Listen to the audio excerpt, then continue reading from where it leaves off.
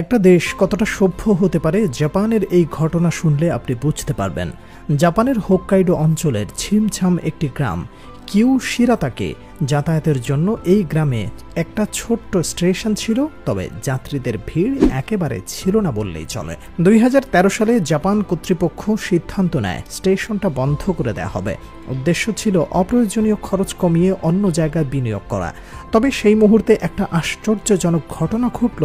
Japan কর্তৃপক্ষ জানতে পারল একটা মেয়ে এখনও এই স্টেশন ব্যবহার করে। সে এই স্টেশন থেকে প্রতিদিন ট্রেনে চড়ে স্কুলে যায়, আবার স্কুল শেষে এই ট্রেনে বাড়ি ফিরে আসে।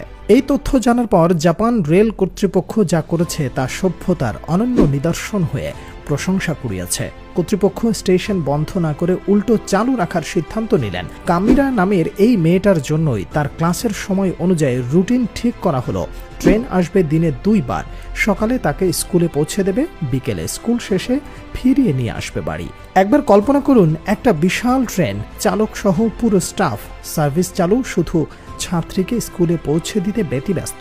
লাভের চিন্তা নয়, গণতন্ত্র বা সিস্টেমের কথাও নয়, যেন এক নির্মোহ আদর্শ আর মানবিক মূল্যবোধের উজ্জ্বল প্রতিচ্ছবি। কিশোরী কামিরা যখন স্টেশনে দাঁড়িয়ে থাকতো তখন পুরো ট্রেন শুধু তার জন্য থমকে যেত।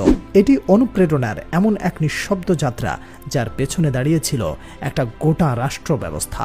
এই ঘটনাটা একসময় বিশ্বজুড়ে ছড়িয়ে পড়ে, প্রশংসায় ভেসে যায় জাপানের রেল কর্তৃপক্ষ। কারণ এতটুকু মানবিকতা, এতটা সহানুভূতি, সেটা আজকের পৃথিবীতে দুর্লভ হয়ে উঠেছে। অথচ জাপানিরা সভ্যতাকে নিয়ে গেছে অনন্য শিখরে। শেষমেশ 2016 সালের মার্চে কামিরা যখন স্কুল থেকে গ্রাজুয়েট করে তখনই বন্ধ হয় স্টেশনটি। ঠিক যেমন প্রতিশ্রুতি ছিল, তোমার স্কুল জীবন শেষ, আমাদের দায়িত্ব শেষ। কেউ কেউ জিজ্ঞাসা করে, শুধু একজনের জন্য এত খরচ, এত ঝামেলা, এর মানে কি? কিন্তু যারা জাপানকে জানে তারা জানে মানুষ সেখানে মূল সম্পদ। তারা বিশ্বাস করে একটা ছোট্ট কাজের পেছনে লুকিয়ে থাকতে পারে বিশাল শিক্ষা। আজ এই গল্প শুধু এক ছাত্রীকে ট্রেনে পৌঁছে দেওয়ার গল্প নয়, এটা সম্মানের গল্প। এটা দেখায় একজন মানুষও যদি নির্ভর করে কোনো ব্যবস্থার উপর, তাহলে সেই ব্যবস্থা দায়িত্ব থেকে সরে দাঁড়ায় না। জাপান আমাদের একটা ছোট্ট নিঃশব্দ বার্তা দেয়, সভ্যতা শুধু বড় শহর, চমকদার প্রযুক্তি বা অর্থনীতি নয়।